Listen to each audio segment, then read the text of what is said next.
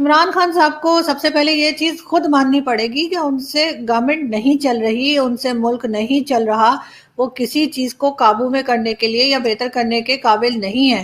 اور بالکل آپ باہر بھی آپ جیسے دیکھیں، آج بھی یہ بیٹھ کے کہہ رہے تھے کہ جی وہ بہت سارے اکاؤنٹس ہیں جو انڈیا سے آپریٹ ہو رہے ہیں، اور انہوں نے کہہ دیا کہ سول وار ہو رہی ہے۔ تو بالکل آپ اگر موقع دیں گے، آپ کی اپنی ہی حرکتیں اور اپنے ہی کام ایسے ہوں گے کہ آپ دوسرے کو موقع دیں گے تو وہ ضرور کریں گے۔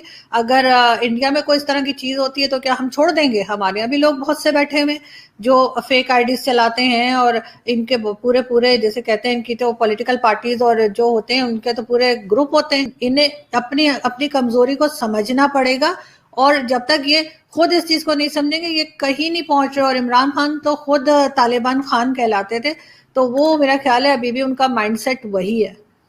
ٹھیک، اچھا اس میں ظاہری بات ہے کہ وہ انہیں اپنی گورنمنٹ تو چلانی ہے جس طرح وہ لگے ہوئے ہیں، لیکن جو چیز ہم دیکھتے بھی ہیں کہ یہ اصل چیز تو یہ ریڈیکلائزیشن ہے، جس طرح میں نے ارطغرل کا بتایا، اور یہ انہوں نے لوگوں کو کس طرح موبلائز کر دیا ہوا ہے، تلواریں، وہ کلچر، ہم اس میں پھنسے ہوئے ہیں۔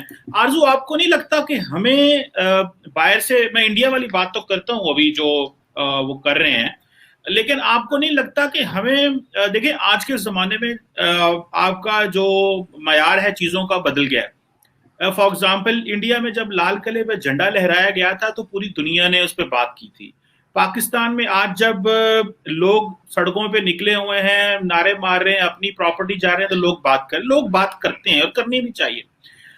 ہم سب سے زیادہ تو ہمیں آسان ہے اپنے آپ کو خود تباہ کرنا۔ آپ ایک دنیا کے کسی ایک ملک میں کوئی بلاسفیمی کا واقعہ ہوا، ہم اپنی پراپرٹی جلا دیتے ہیں، ہم اپنے ہی لوگوں کو مارنا شروع کر دیتے ہیں، اپنے گھر تباہ کر لیتے ہیں۔ اور مزے کی بات یہ ہے کہ اتنی انٹالرنس ہے، اتنی جہالت ہے، ہم لوگ اتنے سیلف سینٹرک ہو چکے ہیں اور خود کو ہی سارا کچھ سمجھے جاتے ہیں، اتنی سیلفشنس ہے۔ اور پھر مزے کی بات ہے کہ جو مذہبی اور سیاسی عناصر ہیں وہ اس میں جو لیڈرشپ ہے مذہبی اور سیاسی، وہ اس کو ایکسپلائٹ بھی کرتی ہے ان چیزوں کو، اور وہ چاہتی ہے کہ ہمارا کنٹرول رہے اور ہم جس طرح مرضی لے جائیں۔ تو مطلب فار اے مومنٹ ہم اراؤنڈ دا ریجن چھوڑ دیں، سب سے پہلے تو ٹی ایل پی، تو یہ جو ہم نے خود چیزیں کرافٹ کی بنائی، اور یہ ہم تو خود جہالت کر رہے ہیں اس میں۔ تو سب سے پہلے تو جسے کہتے ہیں نا کہ اپنے we need to look inward, پہلے تو انورڈ دیکھنا ہے کہ ہمیں احتجاج کا بیسک طریقہ بھی تو سمجھنا ہے کہ احتجاج کرتے کیسے ہیں اور اپورچونسٹ سے کیسے بچنا ہے۔ سب سے بڑی بات تو یہ کہ چیمہ صاحب، یہ چیز جو اب ہم بھگت رہے ہیں نا، یہ ابھی کی پیداوار نہیں ہے، یہ پچھلے 40-50 سال سے پاکستان میں جس طرح سے مس یوز آف ریلیجن ہو رہا تھا، جس طرح سے ضیاء الحق کے ٹائم سے، بلکہ بھٹو کے ٹائم سے، کبھی کہتے ہیں جی احمدی جو ہیں وہ نان مسلم ہے، مطلب ہم نے ٹھیکہ لے رکھا ہے ہر کسی کا کہ وہ نان مسلم ہے اور وہ کافر ہے اور وہ جنت میں جائے گا اور وہ جنت میں نہیں جائے گا۔ یہ چیزیں جو ہیں یہ 40-50 سال پرانی ہیں جو چلتی آ رہی ہیں، اور ان کو اتنی جلدی ٹھیک کرنا پاسبل نہیں ہے۔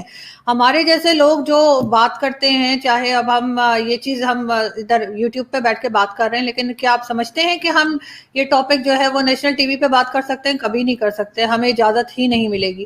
جہاں پر آپ اپنے جو بولڈ سبجیکٹس ہیں، جو آپ کی خرابیاں ہیں کنٹری کی، جو آپ کے لوگوں کی غلطیاں ہیں، آپ کو جب وہ بات کرنے کی اجازت ہی نہیں ہے، تو آپ یہ سمجھیں کہ یہاں پر 90 نہیں تو 95% لوگ اسی مائنڈ سیٹ کے ہیں جس طرح کا ماحول ہم دیکھ رہے ہیں۔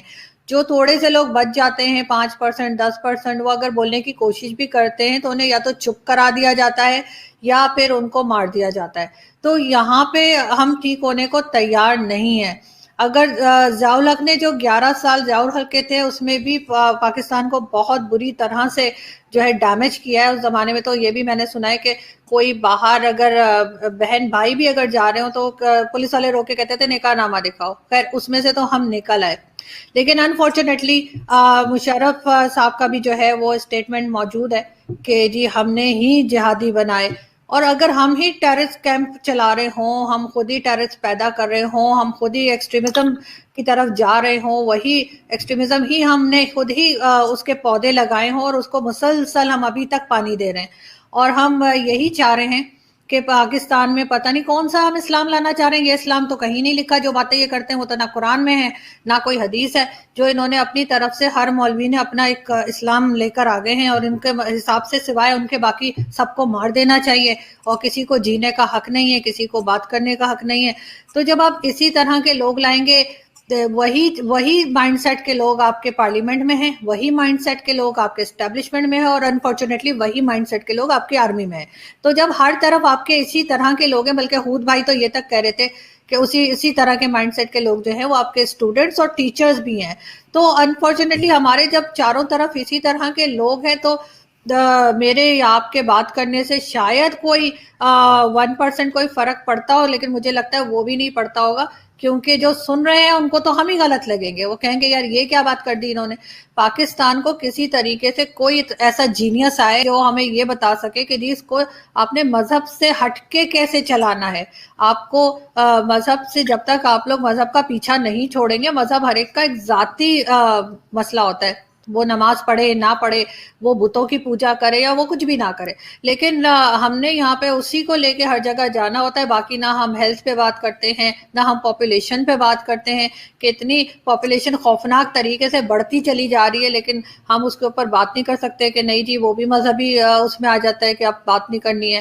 ہیلتھ سیکٹر پہ بھی بات نہیں ہوتی ہے، آپ کی سیوک سینس، کسی تمیز کی چیز پہ ہم بات کرنے کو تیار نہیں. لیکن یہی لوگ چیمہ صاحب اگر یورپ چلے جاتے ہیں یا ایون دبئی چلے جاتے ہیں تو یہ سب سارے رولز فالو کرنے شروع ہو جاتے ہیں.